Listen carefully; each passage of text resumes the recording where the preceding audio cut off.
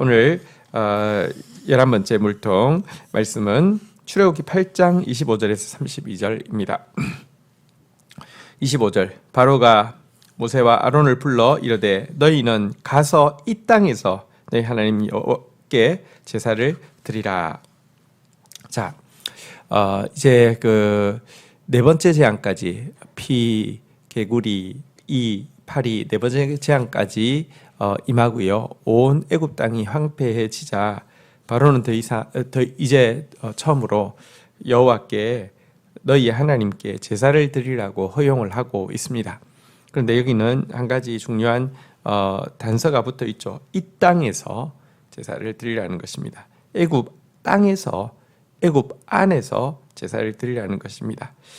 하나님께 예배하는 것은 좋지만 애굽, 다시 말하면 이 세상의 통치 안에서 예배하라는 것입니다. 예배를 하나의 종교 의식으로 행하고 여전히 세상의 통치 아래에 있으라는 요구입니다. 그런데요, 사실 예배한다는 것은 종교 의식을 행하는 것, 종교 의식에 참여하는 것이 아니라 이 세상의 통치에서 하나님의 통치 아래로 들어가는 행위가 예배입니다. 그래서 사실 참된 예배는 세상 안에서, 이 땅에서 예배하는 것 불가능합니다.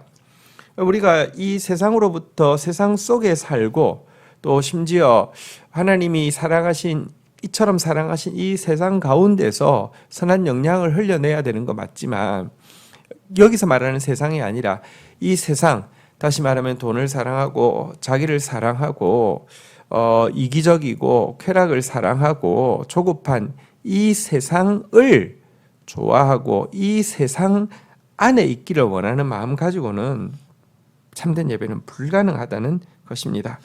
자, 그래서 단원은 이 모세는 이 요구 앞에서 이렇게 답변하고 있습니다. 26절 모세가 이르되 그리함은 부당하니이다.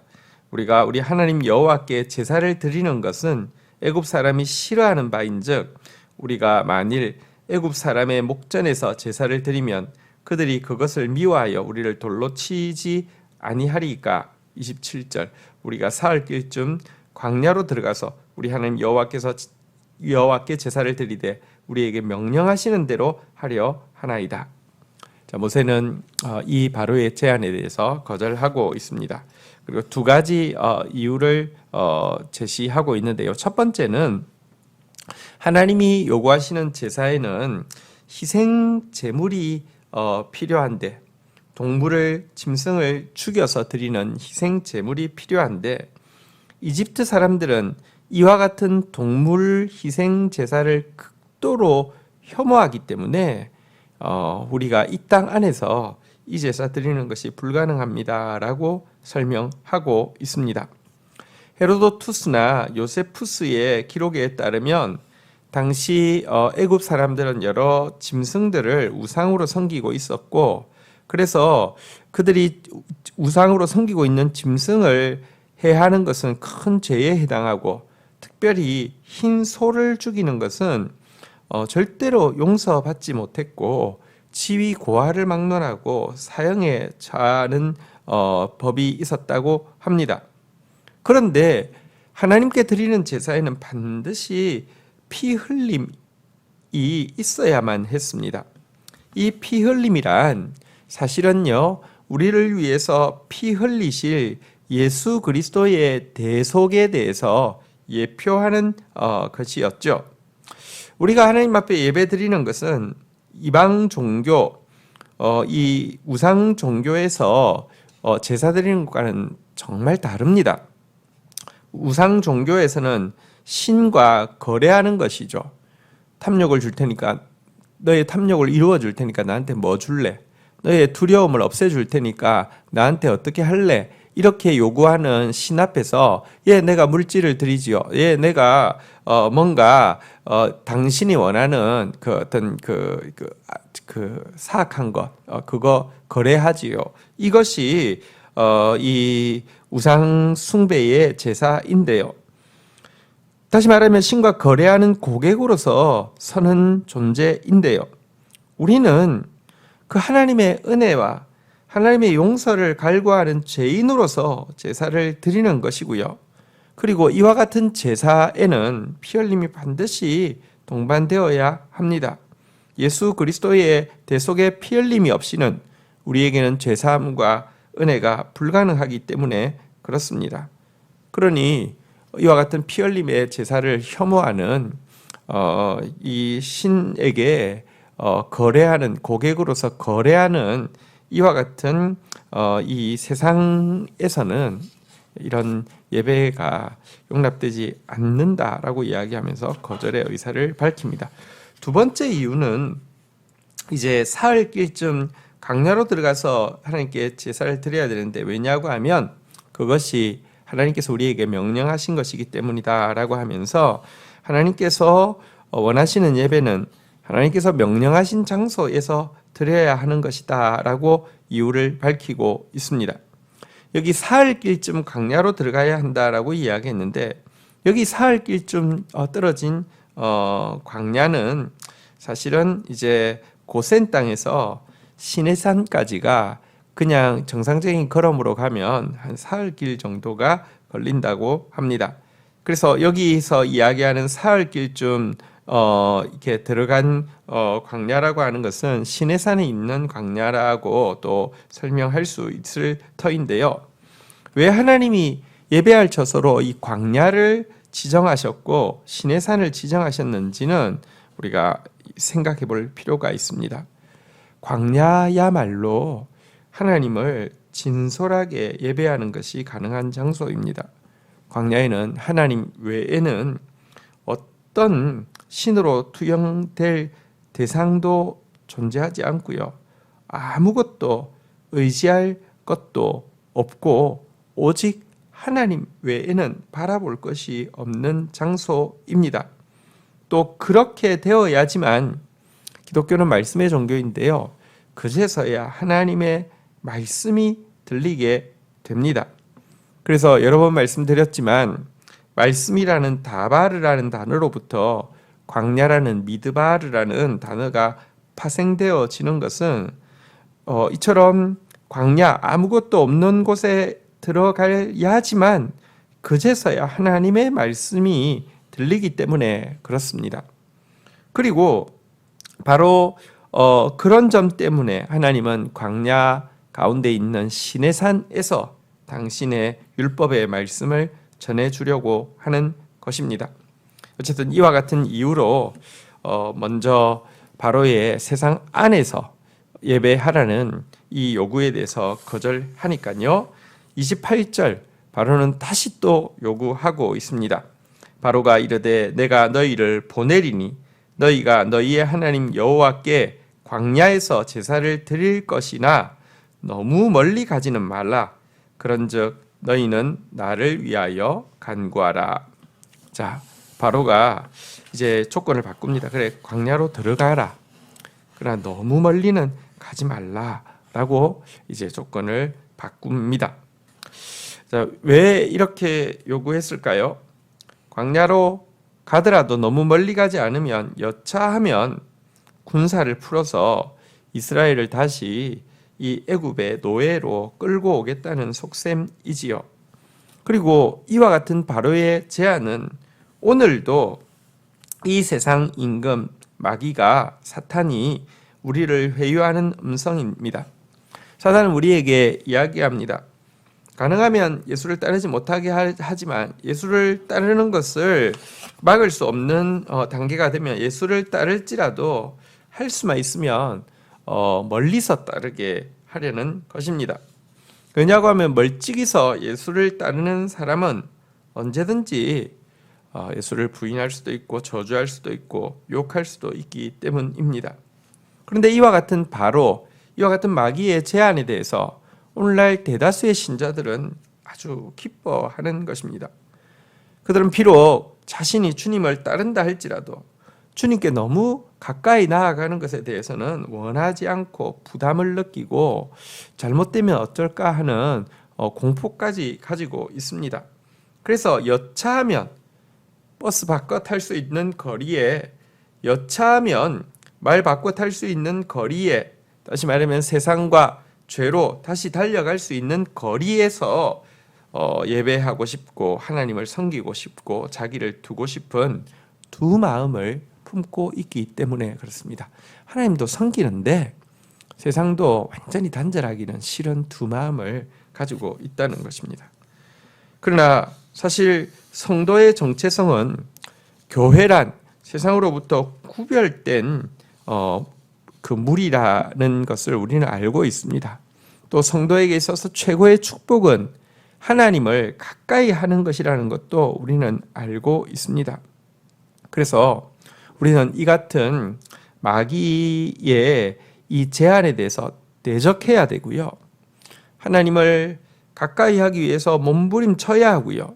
우리 속에 있는 이 두 가지 마음, 하나님도 섬기고 세상도 이렇게 버리지 않는, 하나님도 일정 정도 거리로 나아가지만 세상과도 일정한 거리, 다시 돌아갈 수 있는 거리를 유지하고 싶은 두 마음을 내려놓아야만 합니다. 야고보서 4장 7절 8절에 보면 이렇게 우리에게 경고하고 있습니다. 그런즉 너희는 하나님께 복종할지어다. 마귀를 대적하라. 그리하면 너희를 피하리라. 마귀의 음성에 마귀의 제안에 여러분들 수긍해서는 안 됩니다. 하나님께만 복종하고 마귀의 제안에 대해서는 대적해야 합니다. 그래야지 여러분 바로가 끊어지지, 그렇지 않으면 바로가 계속 제안합니다. 8절 하나님을 가까이 하라. 그리하면 너희를 가까이 하시리라. 죄인들아 손을 깨끗이 하라. 두 마음을 품은 자들아 마음을 성결하게 하라. 하나님만 가까이 해야 합니다. 두 마음을 품은 우리의 마음에 대해서 성결하게 해야 합니다. 여러분, 사단은 집요하게 요청할 것입니다. 이 땅에서 예배하라고 요청했던 사단은요, 너무 멀리 가지 말라고 요청하기도 하고요. 이 희생 제물은 가지고 가지 말라고, 몸만 갔다 오라고도 요청하고, 너희 자녀들은 두고 가라고도 요청하고, 끊임없이 우리에게 제안할 것입니다. 이 제안들에 그거 괜찮네, 그 정도는 하면서 타협해서는 안 됩니다. 마귀는 대적해야 합니다. 그래야지 저들이 우리를 떠나게 될 것입니다. 하나님께는 복종해야 하고 하나님은 가까이 해야 합니다. 우리 안에 깊이 뿌리 내리고 있는 두 마음을 대적해야 합니다. 자, 어쨌거나 이렇게 하면서 너희는 나를 위하여 간구하라고 바로가 부탁을 하자 29절 한번 보도록 하겠습니다. 모세가 이르되 내가 왕을 떠나가서 여호와께 간구하리니 내일이면 파리떼가 바로와 바로의 신하와 바로의 모든 백성을 떠나려니와 바로는 이 백성을 보내어 여호와께 제사 드리는 일에 다시 거짓을 행하지 마소서 하고 30절 모세가 바로를 떠나 나와서 여호와께 간구하니 31절 여호와께서 모세의 말대로 하시니 그 파리떼가 바로와 그의 신하와 그의 백성에게서 떠나니 하나도 남지 아니하였더라. 자, 이제 기도를 부탁하는, 그러니까 자기를 위해서 기도해 달라고 부탁하는 바로에게 모세가 이야기하죠. 내일이면 파리떼가 떠날 것이다라고 이야기합니다. 이것은 바로가 제일 처음에 이제 개구리 재앙 때 내일 떠나게 해달라고 할 때 하나님께서 그대로 일을 하셨고요. 또 이제 파리 재앙 때 내일 파리 재앙이 시작될 것이라고 하나님께서 경고하셨고요. 또 이제 파리 재앙이 시작되어지고 나서 내일 파리 재앙이 그칠 것이다라고 이야기하면서 바로가 이야기했던 내일이라는 단어를 계속 환기시키면서 그가 한 약속을 지킬 것을, 그리고 그가 깨뜨린 약속에 대해서 하나님께서 기억하심을 분명히 계속 환기시켜 주고 있음을 보게 됩니다. 그리고 내일이 되자 놀랍게도 그 파리떼가 하나도 남지 않고 사라지게 되었습니다. 이것이야말로 정말 하나님의 권능이 아니고 어떻게 설명할 수 있겠습니까? 여러분, 아무리 그 방역을 하고 해도 몇 마리 살아남아서 존재하는 그런 이 파리떼를 어떻게 없앨 수 있습니까? 근데 애굽 온 땅을 가득 채우던 이 파리떼가 하나도 존재하지 않도록 하나님은 명백히 일을 하셨습니다. 자, 그런데요, 바로는 어떻게 행동하고 있습니까? 32절. 그러나 바로가 이때에도 그의 마음을 완강하게 하여 그 백성을 보내지 아니하였더라. 근데 여러분, 그렇게 다시 숨 쉴 틈이 생기자 다시 마음을 완강하게 하고요, 이스라엘 백성을 보내지 않습니다. 여기서 여러분, 하나님이 우리를 심판하기를 원하는 것이 아니라 하나님 할 수만 있으면 심판하기를 원치 않지만 인간이 심판을 자초하고 있음을 보게 됩니다. 심판 없이는 결코 이 하나님의 뜻에 순종하지 않고 결코 하나님의 백성을 내어놓지 않는 이런 완악한 모습을 우리에게 분명히 보여줍니다.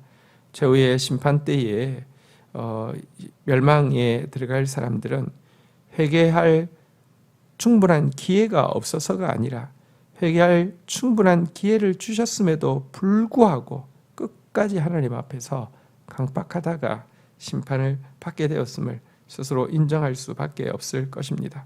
그래서요, 여러분, 하나님의 음성을 듣는 때에 절대로 우리는 마음을 완악하게 해서는 안 됩니다. 그분 앞에 빨리 순종하고 빨리 복종하는 것이야말로 우리의 최고의 지혜고 또 최고의 주님 앞에서 그 긍휼을 덧입는 방법이 될 것입니다. 스스로 속이는 자는 최후 심판의 자리에서 자기가 어긴 약속들로 스스로를 이렇게 이제 정죄하는 스스로가 자백하고 또 그 자기가 스스로 어긴 이 약속들이 그를 정죄하는 고소가 되어질 것임을 잊지 않아야 할 것입니다. 오늘이라고 불리는 이때 우리 마음을 완악하게 하지 않고 주님 앞에서 부드러운 마음 가지고 즉각 순종하는 그런 하루가 되기를 주의 이름으로 축원드립니다. 주신 말씀 붙잡고 주님 앞에 기도하며 나가도록 하겠습니다. 하나님 아버지, 감사합니다. 사단은 지금도 이 땅에서 예배드리라고, 너무 멀리는 가지 말라고, 재물은 가지고 가지 말라고, 너희 자녀들은 두고 가라고, 이렇게 여러 가지로 우리에게 예배에 대해서 타협합니다. 하나님, 저희들이 이와 같은 마귀를 대적하는 자 되어지지, 마귀와 타협하는 자 되고 마귀를 이용해서라도 하나님과 일정 정도의 거리까지만 관계를 가지려고 하는 그런 두 마음을 하나님 앞에 철저히 깨닫고 회개하는 자 되어질 수 있도록 은총을 베풀어 주시옵소서. 두 마음을 떨쳐버리게 하여 주시고 하나님께 가까이 나아가게 하여 주시고 마귀를 대적하는 자 되어질 수 있도록 은총을 베풀어 주시기를 간절히 간구하고 소원합니다. 주님, 오늘도 피 흘림이 없이는 제사함이 없습니다.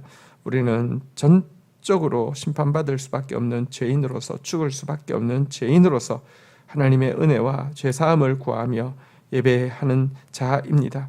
오늘도 예수 그리스도의 보혈로 우리를 덮어주시고 죄인오라 하실 때 우리를 불러주시기를 간절히 간구하고 소원합니다. 주님, 거듭거듭 내일이라는 단어를 반복하면서 바로에게 약속을 지키지 않은 행위에 대해서 지적하고 약속을 지킬 것을 권면하고 있지만 그럼에도 불구하고 마음을 완강하게 하여서 또다시 약속을 어기고 있는 바로의 모습을 봅니다. 이것이 우리의 모습이 아닐까 심히 두렵습니다. 하나님 앞에서 정말 오늘도 마음을 부드럽게 하는 자 되어지게 하여 주시고 오늘도 주와 맺은 약속, 언약들 지키고 나아가는 자 되어지다가 주님께서 주의 약속을 이루어 주시는 그날 가장 감격하며 가장 많이 찬송하는 저희들 되어질 수 있도록 은혜를 다하여 주옵소서. 오늘 밤 마지막 12통의 물을 붓습니다. 하나님의 은혜가 각자에게 임하며 하나님의 응답이 각자에게 임하며 하나님의 지도하심이 각자에게 임하며 하나님의 그 부어주시는 공급이 각자에게 임할 수 있도록 은혜를 베풀어 주옵소서. 이번 주일날 있을 임직 위에 성령의 기름 부으심이 크게 넘칠 수 있도록 역사하여 주옵소서. 예수 그리스도의 이름으로 기도 올립니다. 아멘.